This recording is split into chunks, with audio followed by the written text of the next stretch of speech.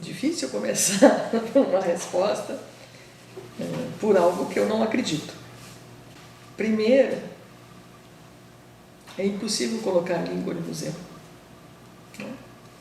Porque a língua é algo em movimento, a língua é percurso, a língua, né? Pensar em colocar algo no museu é alguma coisa que é da ordem do tradicional museu enquanto lugar de se guardar algo que em princípio estaria estabilizado de sentido. É impossível pensar o Museu da Língua, né?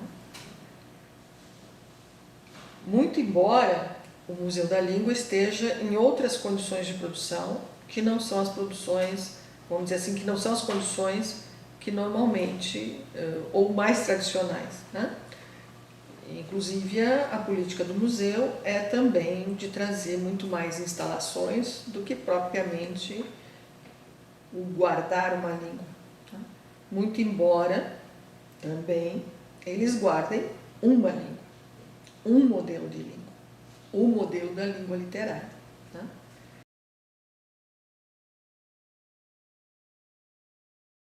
Eu só fui uma vez ao Museu da Língua, logo no início, eu não me lembro nem qual era a exposição, porque eu estou muito influenciada pelo trabalho da Larissa, pelo trabalho da Lucília mesmo, pelo trabalho do Zé Simão, entende? E eles vão trabalhar com outras exposições que eu não fui, que eu não vi, tá? Mas o que eu acho de ponto positivo é esse pensar o museu de forma diferente, certo? É esse pensar o museu, embora o expositivo esteja lá, o museu é pensado por uma instalação, por uma desconstrução de um texto, que o visitante entra nesse texto de forma diferente que entraria num livro, certo? Mas o resultado final é de quem lê o livro, né? Então é a desconstrução do texto, é a desconstrução, eu diria assim, dessa textualidade que o autor dá, né?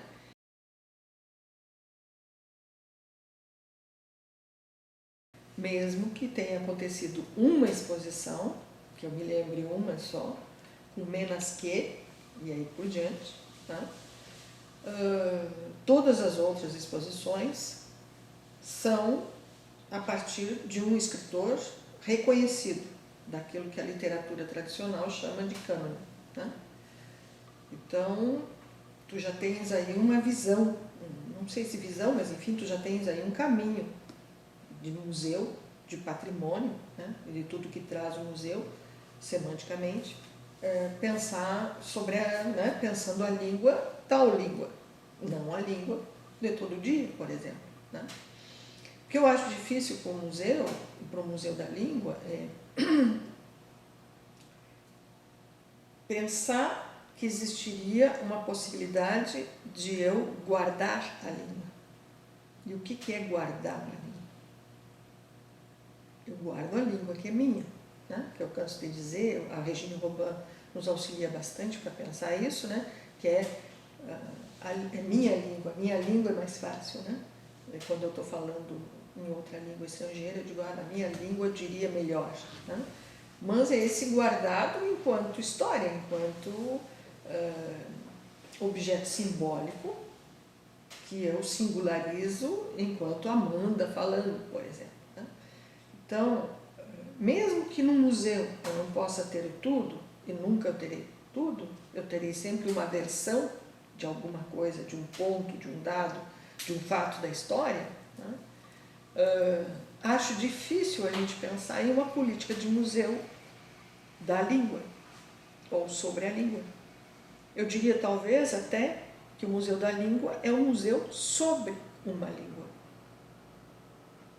E se eu pensar analiticamente, né, dentro da proposição da análise de discurso, pensar um museu sobre a língua, então eu já tenho que modificar aquilo que é a chamada do museu, a língua que nos une, né?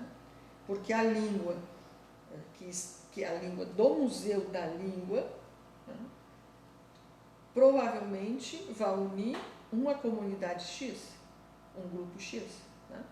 Então, talvez se nós pensarmos um museu sobre a língua, ele teria mais gatilho, ele teria mais, eu diria assim, função social, ele teria mais, ele seria melhor designado, né? Mas pensar um museu da língua é pensar um museu de uma língua.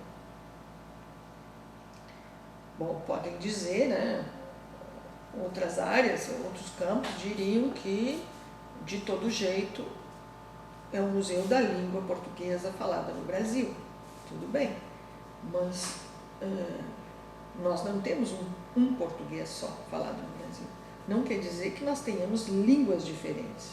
Nós temos sujeitos diferentes falando a mesma língua. Agora, essa língua, que é a língua do museu, não é a língua que nos une. É a língua que nos diferencia, que é a língua da escola, é a língua de um campo semântico hipervalorizado no Brasil, que é a língua do cidadão, tá? Daquele alfabetizado. Mas não é alfabetizado primeiras letras, é alfabetizado, inclusive, universitário. E não é qualquer universitário, é aquele que se interessa por um tipo de literatura.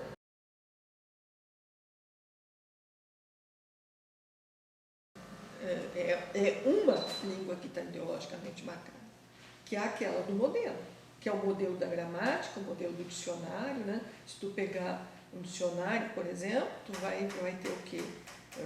José de Alencar, tal, fulano disse, né? Tem um grande problema nosso, por exemplo, que nós não datamos no dicionário a palavra. Nós eletizamos a palavra via a citação literária, certo?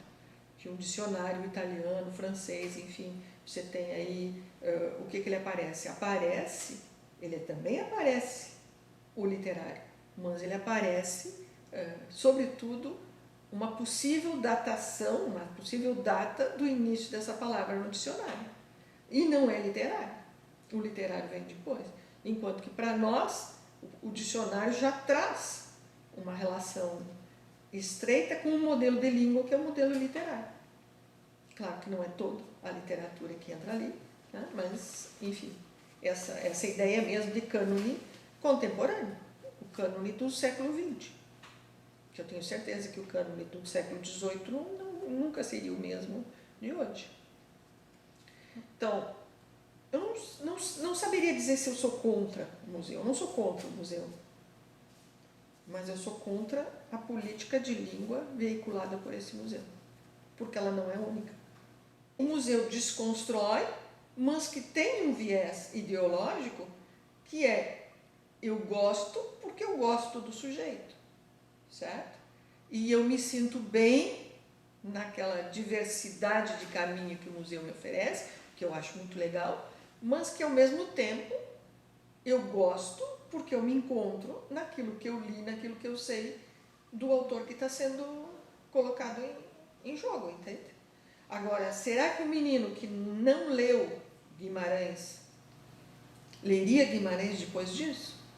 Não sei. Não sei como significaria isso, entende? Eu acho que seria interessante de ver que público é esse do museu. Fora aquele público obrigatório da escola, com a professora de literatura, que leva todo mundo, porque isso é um público obrigatório, entende?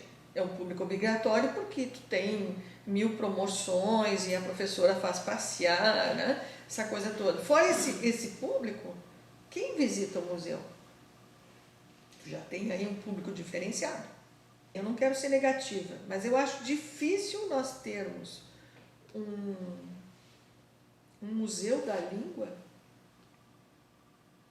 com uma equipe pensar a forma do museu diferente do que se tem, porque tu tem aí, não é aquele tradicional de museu, certo?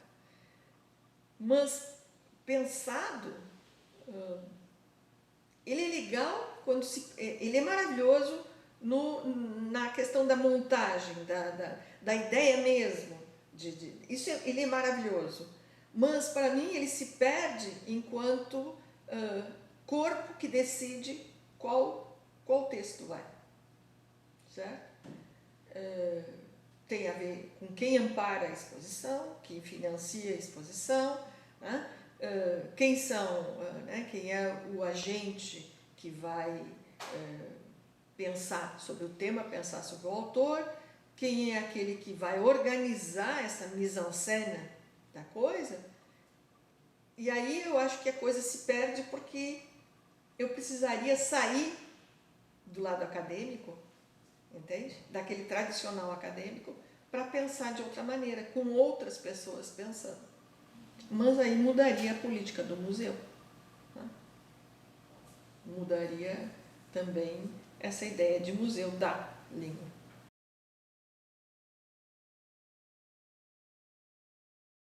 Eu acho que tem uma coisa que é muito legal, que eles sabem muito bem trabalhar, e para isso a pessoa, imagino que deve ter mais que uma ou duas, sei lá, uma equipe para pensar, é a questão da memória. Tá? Mas não é a memória da língua, é a memória do sujeito que está ali, de um Guimarães Rosa. Claro que é a língua que eu falo, claro que é a língua que eu tenho, que eu gosto demais, que é uma língua do Guimarães, certo? Mas a minha memória em relação à exposição dele é que ajuda a construir esse imaginário de Guimarães, portanto, de língua de Guimarães. Eu penso que a memória discursiva é um belo conceito para pensar, para a gente trabalhar essa relação com a língua, entende? Que simbólico é esse que está em funcionamento? Né? O que tem aí de língua e a língua de, certo? Agora, também tem um outro conceito que eu acho que é fundamental, que é o conceito de arquivo. Né? A Larissa mesmo, quando começa a fazer a tese, né, a nossa ideia é que tivesse um arquivo tradicional, né, um acervo das exposições. Tá? E tu não tem isso. Tu só tem, porque tu não tem um catálogo, tu não tem nada que vem daquela ideia tradicional de museu. Né? E isso, no primeiro momento, te desampara. E aí eu acho que a questão do arquivo também é outro lugar legal de pensar, de estudar a questão do museu. Não pelo fato de não ter aquele documento, de não ter aquela, vamos dizer assim, eu tenho, são traços da exposição. Eu tenho uma chamada de cartaz, eu tenho a notícia, né? Eu tenho algumas entrevistas, eu tenho, enfim, posso ter atas de reunião para que decidiram que seria assim e não assado, né? Enfim, o político daquela exposição, o funcionamento da exposição em si, mas a exposição em si, uma vez desmanchada, se desmancha. Né? E aí seria legal de pensar, não essa coisa da inexistência do documento, né, que dá a prova da exposição, mas esse lugar que cada sujeito vai construindo para construir um texto do Guimarães, por exemplo. Então, que dizeres são esses? O que tem, né? Por exemplo, conhecedor do texto de Guimarães, eu visito o museu e aí tu tem lá uma exposição, não é sobre Guimarães, mas enfim, uma exposição sobre a língua que tem o amparo de um escritor famoso, reconhecido. Tá?